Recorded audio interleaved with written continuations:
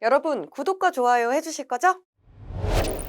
한국 연구진이 개발한 것으로 알려진 뒤 전 세계적인 관심은 물론 관련 테마주가 폭등하는 등 큰 파장이 일었던 상원 초전도체 LK99. 근거가 없다, 아니다, 진짜다, 뭐 말이 많았는데요. 그런데 중국 연구진들이 이 LK99가 초전도체일 수도 있다고 주장하고 나서서 화제입니다. 허남 이공대학, 중남대학교 등 중국의 연구진 9명은 논문 사전 공개 사이트 아카이브를 통해 구리가 치환된 납 인회석 구조의 저자기장 마이크로파 흡수에 이상한 메모리 효과라는 논문을 업로드했는데요. 해당 논문에는 지난 7월 공개돼 전 세계를 떠들썩하게 만들었던 LK99에 대한 연구 결과가 담겨 있습니다. 논문의 공동 저자인 화남 이공대학 야오야오 교수는 지난 20일 기자들과 만나 LK99 샘플에서 초전도 상태가 매우 명확하게 존재한다는 증거를 발견했다고 밝혔는데요. 이 연구진은 LK99 샘플에서 물질이 거쳐온 과거가 현재 상태에 영향을 주는 현상인 히스테리시스를 관찰했고, 또 샘플이 회전할 때 효과가 감소하는 등 변화가 나타났다는 것을 확인했다고 주장했습니다. 그러면서 연구 결과는 이 물질에 초전도 상태가 존재한다는 것을 가리킨다고 말했죠. 뭐 아직 이렇다 확언할 수는 없겠지만요. 초전도체의 진실에 접근하기 위한 한양대 이정한 교수의 인사이트를 들어보시죠.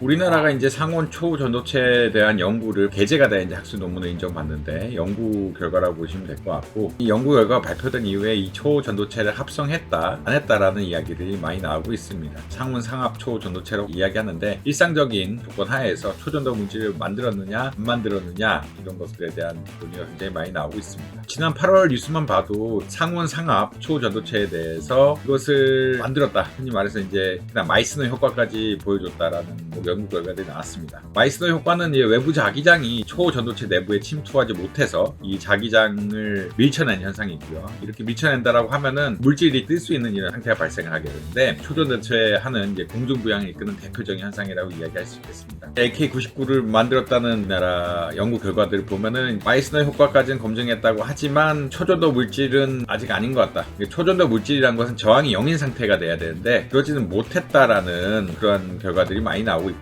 이에 따라서 뭐 초전도 물질이 아니다, 그렇다라는 얘기들이 굉장히 논쟁적으로 진행되고 있습니다. 학계에서도 사실은 이게 만들어졌다 안 만들어졌다에 대해서 이게 불분명한 상태이기 때문에 아직 논의가 굉장히 활발하다라고 보시면 될 것 같습니다. 어쨌든 그럼에도 불구하고 이제 중국은 초전도체 산업이 미래이기 때문에, 왜냐하면 이 초전도체란 것은 전기 저항을 0으로 만들면서 흔히 말하는 전기 송전이라든지 모든 발열 문제를 해결할 수 있는 극단적인 물질이기 때문에 이 물질에 대한 개발을 지속적으로 투자하겠다, 지속적으로 개발하겠다라는 그런 기조를 굉장히 많이 가지고 있고요. 이것을 가격이 적정한 선에서 만들어질 수 있어서 상업화까지 이뤄질 수 있다면 굉장한 큰 발전이다 라고 아마 이해하시면 될 것 같습니다. 그럼에도 불구하고 아직까지 학술적 논의가 100% 진행된 것은 아니죠. 개발됐다라고 하는 것이 사실은 어느 정도 이제 검증이 되고 사람들이 반복해서 만들 수 있어야 되는데, 그런 것들이 아직까지 쉽지 않은 상태인 것 같고요. 과학적 전공자는 아니지만 일반적인 과학적 방법론에 따르면은 다른 사람들이 복제를 쉽게 할 수 있어야 결국은 이러한 것을 만들 수가 있는데, 그런 상태는 아닌 것 같다, 좀 명백한 것 같습니다. 그 다음에 또 마이스너 효과만 나타나지만 전기 저항은 0이 아닌 것 같다라는 여러 가지 논문도 나오고, 이렇기 때문에 아직까지 불분명한 것은 사실인 것 같다라고 아마 보시면 될 것 같고, 그렇지만 만약 개발된다라고 하면은, 특히나 LK99가 실제 상온 초전도 물질이라고 한다라고 하면은 굉장한 포텐셜이 있는 것은 맞다라고 아마 이해하시면 되지 않을까 생각을 합니다. 결국은 과학이란 것은 객관적으로 검증 가능해야 되고